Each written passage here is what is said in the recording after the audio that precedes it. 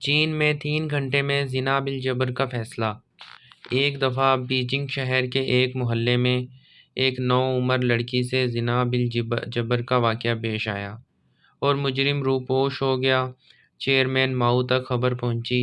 وہ خود متاثرہ لڑکی سے ملے اور اس سے پوچھا، جب تم سے زیادتی کی گئی تو کیا تم مدد کے لیے چلائی تھی؟ لڑکی نے اس بات میں سر ہلا دیا۔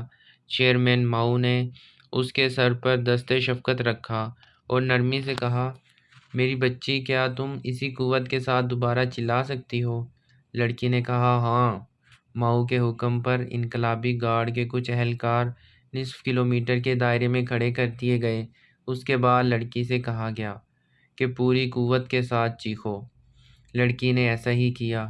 چیئرمین ماؤ نے تمام اہلکاروں کو بلایا اور ہر ایک سے پوچھا گیا کہ لڑکی کی چیخ سنائی دی یا نہیں۔ سب نے کہا لڑکی کی چیخ سنائی دی گئی۔ چیئرمین ماؤ نے اگلا حکم صادر کیا کہ نصف مربع کلومیٹر کے اس علاقے کے تمام مردوں کو گرفتار کر لیا جائے اور 30 منٹ کے اندر اگر مجرم کی درست نشاندہی نہ ہو سکے تو تمام گرفتار مردوں کو گولی سے اڑا دیا جائے۔ حکم کی فوری تعمیل ہوئی اور دی گئی مہلت کو ابھی بمشکل 10 منٹ ہی گزرے ہوں گے کہ مجرم کی نشاندہی ہو گئی اور اگلے 20 منٹ کے اندر اندر مجرم کو پکڑ کر چیئرمین ماؤ کے سامنے پیش کر دیا گیا۔ لڑکی نے شناخت کی، موقع پر فیصلہ ہوا اور مجرم کا بھیجا اڑا دیا گیا۔ جرم سے سزا تک کا وہ دورانیہ محض 3 گھنٹوں پر مشتمل رہا۔ اسے کہتے ہیں فوری انصاف، جس کے بل بوتے پر آج چین کامیاب ملکوں کی فہرست میں سب سے نمایاں ہے۔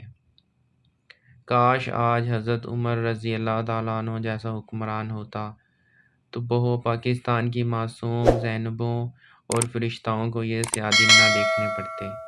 سامعین، کہتے ہیں کہ پانی اپنے پنسال کی طرح لوٹتا ہے، جیسی رعایا ہوگی ویسا ہی اللہ تعالیٰ حکمران مسلط کریں گے۔